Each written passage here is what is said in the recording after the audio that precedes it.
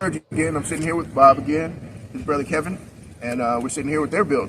Nice, what year Corvette is this again? 69. 69 Corvette. Very, very cool Corvette. It actually inspired the build that we seen a little bit earlier that I gave an interview on.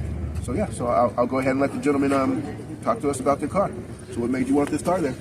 Well, when we first started this project, when we looked at it, it's a C3. A lot of people weren't doing custom on C3 a few years back. So being taller, I can fit in this car a lot better than I fit in a C2 or C1 version. So found the car in a barn up in New York, brought it back to Bob. I'm very fortunate to have a talented brother. So we took the car, took it to the shell, and then from that point on, it's pretty much new meets old, right? So there's a lot of custom touches on the car, all the suspension, motor, the badging. Yes. The badging was very subtle. I didn't really notice that at first, but very, very cool, very, very cool touch. Right. If you notice, Bob came up with the paint. It was one of those deals where, you take a chance on something, you see a car that looks kind of like that my son had, and I said, boy, that'd be a cool color combination for a street rod or a custom build. So we kind of evolved it from that, and I said, all right, let's take the chance on it. So basically, we did a formula that from a car company and changed it just enough so if you put two side by side, you wouldn't say, oh, that's a Toyota color on that car. So we moved the formulas around.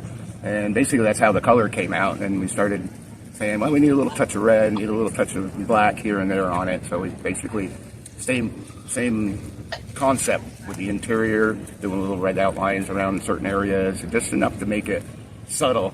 And my theory is when I build one of these cars is give it a really good look, but I like a nice clean look on a car where it's not too over the top. So if you ever did want to sell it, it's hard to sell something when you have a color combination. And that's just for you, or flames or whatever. Yeah, exactly. Yeah. Some people might not like that. They throw us at them, but just give it that nice, smooth, clean look. And maybe it's probably I watched the King Dig show. Yeah, sure. He does a lot of that, just nice, subtle, different. Discretion is the greater part of valor. Yeah, exactly, but not too over the top where.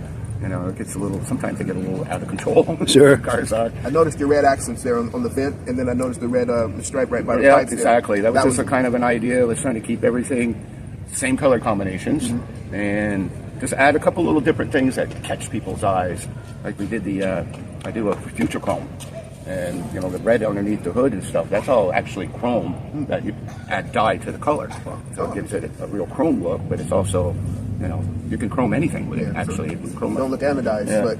Yeah, it's actually a process where you use a high-build primer and do a chroming process on the primer, then you tint your clears. So basically you can do plastic, you can do basically anything you want to do. They even say you can do a balloon, as long as it doesn't inflate.